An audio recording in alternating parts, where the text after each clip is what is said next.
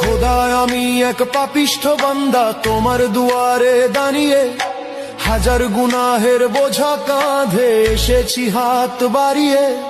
সারাটি বছর কেটেছে মোর ভুলের অন্ধকারে, আজ শিয়াম সেজেছে প্রদীপ হয়ে আমার ভাঙা ঘরে। তওবা কবুল করো মোলা, আমি দিশেহারা, শুকনো ঠোঁটে তোমার জিকির, চোখে জলের ধারা।